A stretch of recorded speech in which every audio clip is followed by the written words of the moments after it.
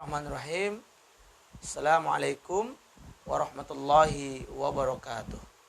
Alhamdulillahirabbil alamin wa bihi nasta'inu ala umurid dunya waddin.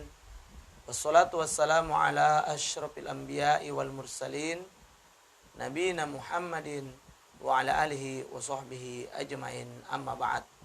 Usikum wa iyaya bitaqwallah faqad fazal muttaqun. Ayyuhal ikhwa wal akhwat, a'azani Allah wa iyyakum ajmain. Alhamdulillah, kembali pada kesempatan pada subuh atau pagi hari ini kita bertemu untuk melanjutkan kajian Tib Nabawi online kita untuk masih dalam tema kajian praktis penyakit, sinergi herbal dan bekam serta saran dan pantangan. Iwan al-akhwat dan teman-teman semuanya, pagi ini insyaallah kita akan mengkaji tentang penyakit diare. Penyakit diare adalah penyakit di mana kita sering mengalami kondisi-kondisi diare ini, di mana disebutkan di sini bahwa diare adalah sebuah penyakit di mana tinja atau feses berubah menjadi lembek atau cair yang biasanya terjadi paling sedikit 3 kali dalam 24 jam Jadi diare itu kita mengalami, kalau bahasa sederhananya, mencret. Jadi bolak-balik ke kamar mandi minimal sekali 3 kali dalam 24 jam. Jadi kalau ada orang bolak-balik kamar mandi minimal 3 kali dalam 24 jam untuk mengeluarkan feses dan fesesnya itu lembek atau bahkan cair, ini sudah masuk kategori diare. Nah, di negara berkembang, diare adalah penyebab kematian paling umum. Kematian balita dan juga membunuh lebih dari 2,6 juta orang setiap tahunnya. Jadi diare ini cukup menjadi momok di sebagian negara berkembang, khususnya untuk balita. Tidak sedikit kemudian menjadi sebab kematian balita adalah penyakit diare ini. Bahkan dalam tiap tahunnya ada kasus mencapai 2,6 juta per tahun. Kemudian kondisi ini dapat merupakan gejala dari luka ataupun penyakit atau alergi. Bisa juga karena kelebihan vitamin C dan mengkonsumsi buah-buahan tertentu. Biasanya disertai sakit perut dan seringkali mual dan muntah. Ada beberapa kondisi lain yang melibatkan, tapi tidak semua gejala diare. Dan definisi resmi medis dari diare adalah defekasi yang melebihi 200 gram per hari. Jadi teman-teman, ikhwan wal akhwat, dirahmati Allah Subhanahu wa taala, diare ini bisa terjadi karena adanya penyakit ataupun adanya luka, bisa juga karena adanya alergi. Di mana diare juga bisa terjadi karena kelebihan vitamin C maupun karena adanya konsumsi buah-buahan tertentu. Jadi ada beberapa jenis buah itu kalau kita konsumsi dalam jumlah banyak, itu bisa menyebabkan diare. Bisa memberikan gejala mules dan pada akhirnya kita akan mengalami diare. Memakan makanan yang asam, pedas atau bersantan sekaligus secara berlebihan dapat menyebabkan diare juga karena membuat usus kaget. Nah, makanan pedas, makanan bersantan, juga makanan asam kalau sekaligus kita makan, ini juga biasanya bisa menimbulkan gejala diare tadi. Karena apa? Usus kita merasa kaget dengan makanan tersebut. Nah, ini jika dimakan dalam jumlah yang agak banyak atau berlebihan dalam waktu bersamaan.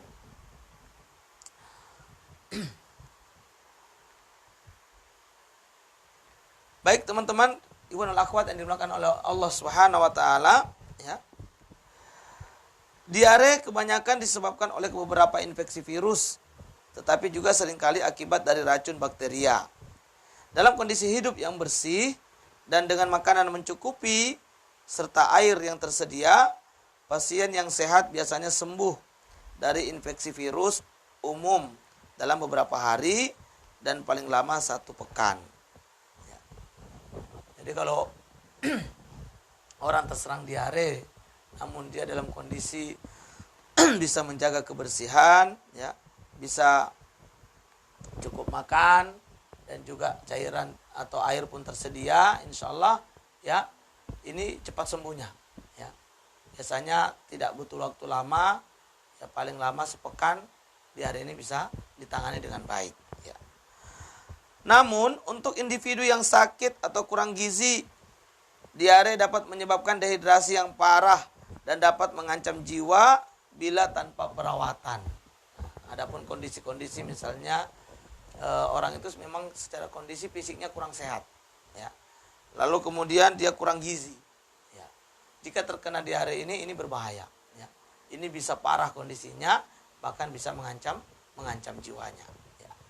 Oleh karena itu teman-teman dan ikhwanul akhwat semuanya, ya, jagalah kondisi tubuh kita untuk selalu dalam kondisi yang terbaik, ya.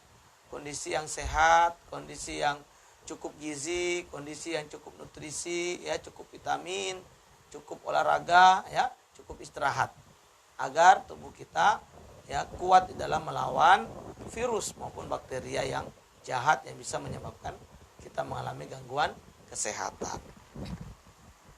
Selanjutnya, diare dapat menjadi gejala penyakit yang lebih serius seperti disentri, kolera atau botulisme, dan juga dapat menjadi indikasi sindrom kronis seperti penyakit Crohn, ya. Meskipun penderita appendicitis umumnya tidak mengalami diare, diare menjadi gejala umum radang usus buntu. Nah, jadi bisa juga, ya, diare ini menjadi gejala pada kasus usus buntu. Ya. Kondisi cuaca yang tidak stabil, sanitasi tempat pengungsian yang buruk, serta kondisi rumah yang masih kotor, terkena genangan air, juga sulitnya mendapat air bersih, menyebabkan mudahnya terjadi wabah diare seperti banjir. Ya. Nah ini, jadi antara pemicu yang paling banyak itu apa? Kondisi yang jorok, ya. Kondisi yang kotor, ya. Tidak adanya air bersih, ya. Sulit mendapatkan air bersih, ya. Kemudian akibat banjir yang, ya, terjadi genangan air di mana-mana sehingga kondisi menjadi sulit untuk menjaga kebersihan. Nah ini biasanya terjadi wabah diare ini, ya, wabah diare. Baik teman-teman, ikhwanul akhwat yang dimuliakan Allah Subhanahu wa taala, lalu apa gejala yang bisa didapatkan atau dilihat pada kasus diare ini, ya. Gejala yang biasanya ditemukan pada kasus diare adalah buang air besar terus-menerus, ya, disertai dengan rasa mulas yang berkepanjangan, dehidrasi, mual, dan muntah. Tetapi gejala lainnya yang dapat timbul antara lain pegal pada punggung dan perut yang sering berbunyi. Nah, ini diantara gejala-gejala yang umum yang ditemukan pada kasus diare, yaitu adanya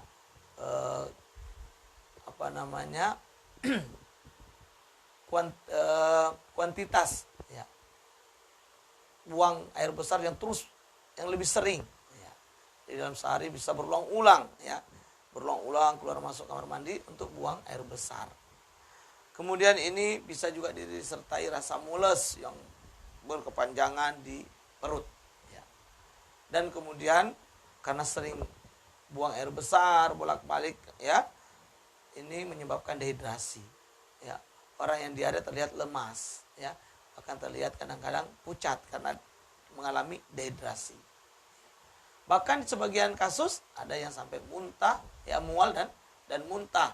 Nah, ini biasa disebut dengan muntaber, ya, muntah dan sekaligus BAB. Nah ini teman-teman, gejala-gejala ini, ya, yang paling sering diketemukan saat orang mengalami diare. Bahkan ada gejala lain, yaitu bisa mengalami sakit punggung dan juga perut yang terus berbunyi. Ini gejala-gejala yang umum. Ya. Nah, apabila ada gejala seperti ini, teman-teman dan ikhwanul akhwat semuanya, bisa kita lakukan perawatan, ya, perawatan untuk diare. Ya. Apa yang harus dilakukan? Ya, hendaknya orang yang mengalami diare mengkonsumsi air yang banyak, air yang cukup, ya, agar ini bisa menggantikan air yang hilang, ya, dari banyaknya keluar cairan disebabkan diare ini. Ya. Kemudian air ini lebih bagus lagi kalau dicampur dengan elektrolit, ya, agar kebutuhan garam dalam tubuh kita, ya, dan sejumlah nutrisi bisa tetap tercukupi. Ya. Biasanya itu dibuat air oralit, teman-teman. Ya. Oralit, ya, dengan dosis 200 ml air, ya, ditambah 2 sendok teh gula pasir, kemudian ditambah setengah sendok teh garam. Ini diaduk menjadi satu, ya, melebur, kemudian, ya, diminumkan, ya, diminumkan untuk orang-orang yang mengalami diare. Nah, ada keterangan tentang kebutuhan berapa banyak oralit yang harus diminum oleh penderita diare berdasarkan usia, ya. Maka kita lihat di sini untuk usia kurang dari 1 tahun, ya, untuk bayi, ya, yang kurang dari 1 tahun, setelah mengalami diare 3 jam, maka hendaknya dia minum oralit sebanyak 1,5 gelas, ya, 1,5 gelas. Kemudian setelah dia BAB diberi lagi 1/2 gelas. Ya, jadi setelah 3 jam berlalu dia mengalami diare, berikan 1,5 gelas oralit, dan jika dia BAB lagi maka berikan lagi 1/2 gelas. Ya.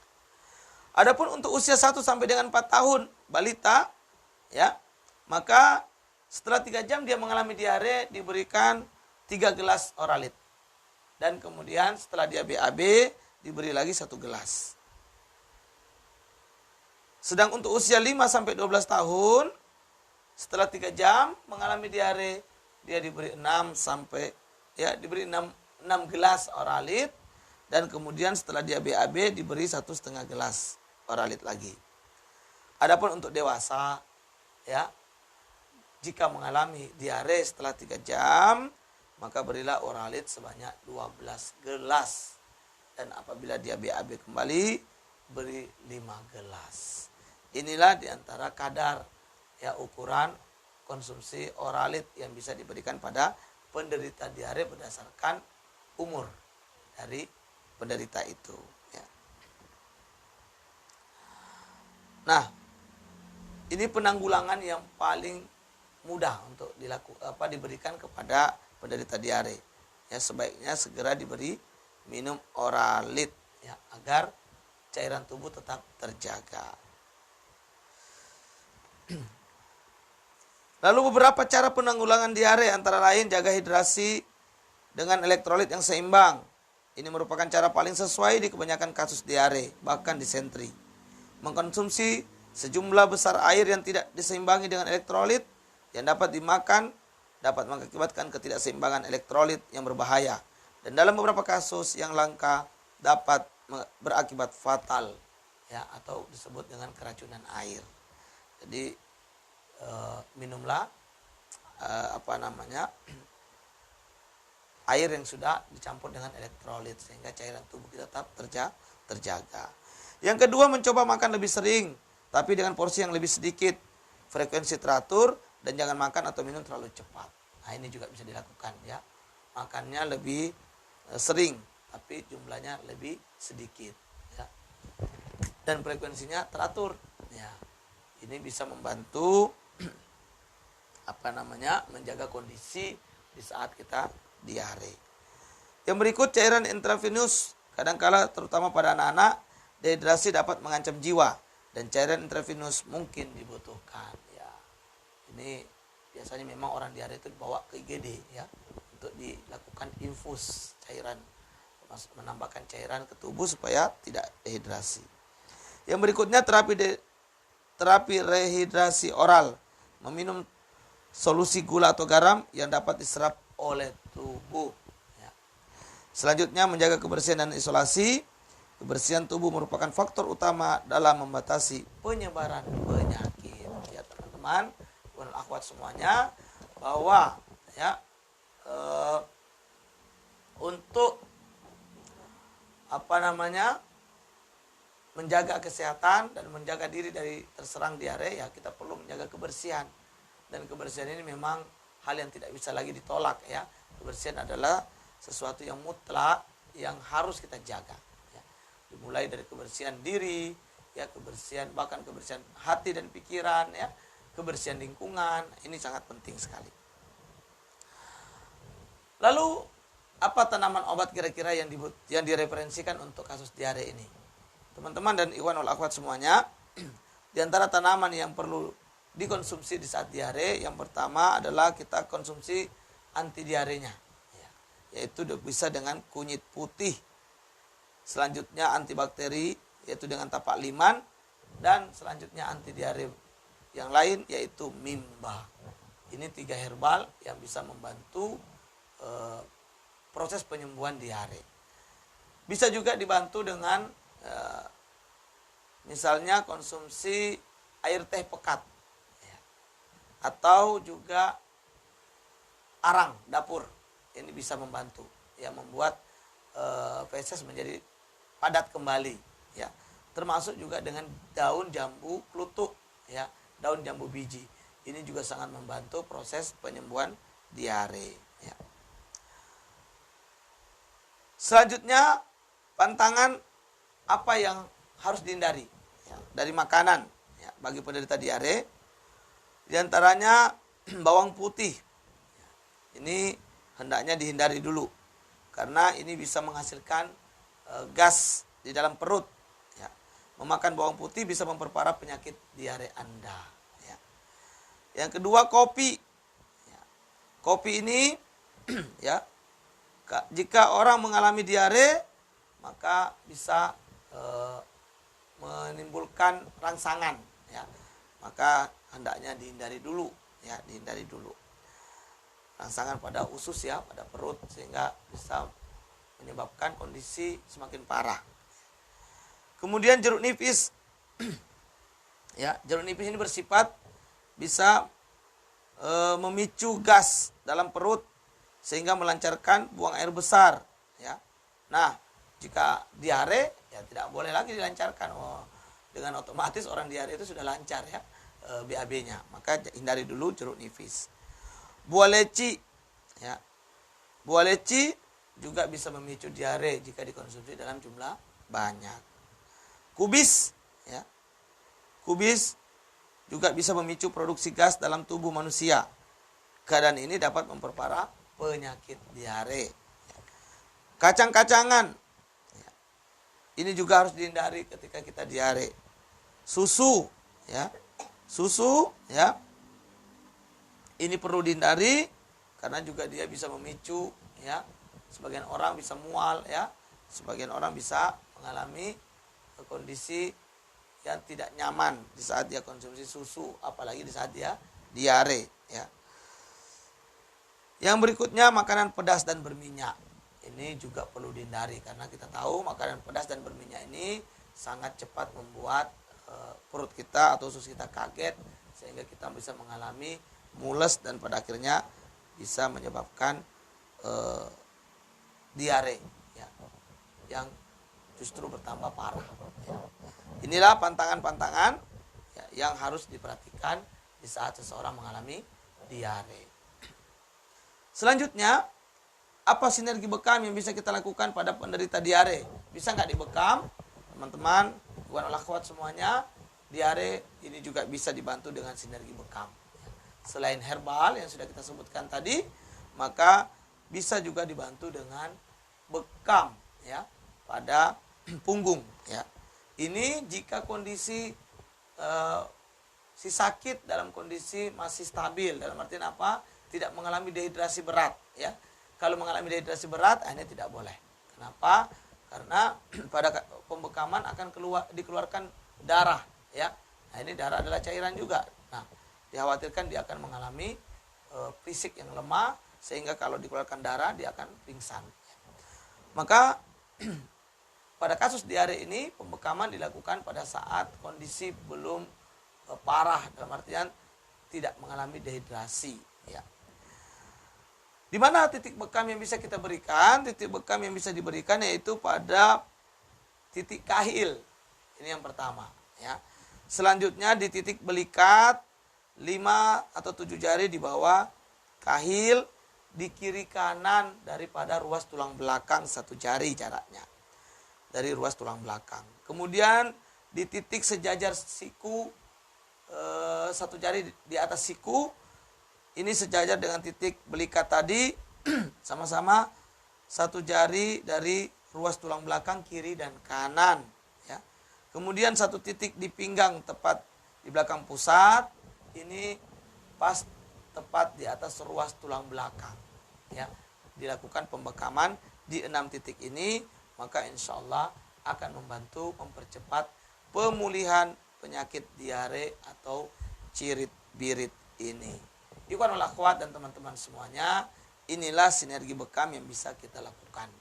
Dengan juga tadi jangan lupa untuk mengkonsumsi herbal yang membantu percepatan penyembuhan diare, yaitu seperti konsumsi kunyit putih, ya, kemudian daun mimba, ya, ini, dan tapak liman. Juga bisa dengan daun jambu klutuk, ya. Bisa juga minum teh pekat dan juga arang dapur. Ini sangat membantu di dalam kasus diare, ya, membantu untuk pemulihan dan percepatan penyembuhannya. Demikian teman-teman semuanya yang dirahmati Allah Subhanahu wa taala tentang diare, ya, gejala dan solusi herbalnya serta pantangan dan sinergi bekamnya. Mudah-mudahan ada manfaat apa yang kita kaji pada pagi hari ini. Insya Allah, ya, ini bisa kita amalkan, dan jangan lupa untuk di-sharekan kepada yang lain. Semoga ini ada manfaat bagi orang banyak. Demikian saja, hadanallahu wa iyyakum ajmain. Subhanaka Allahumma wa bihamdika asyhadu an la ilaha illa anta astaghfiruka wa atubu ilaik. Billahi taufiq wal hidayah. Barakallahu fikum. Assalamualaikum warahmatullahi wabarakatuh.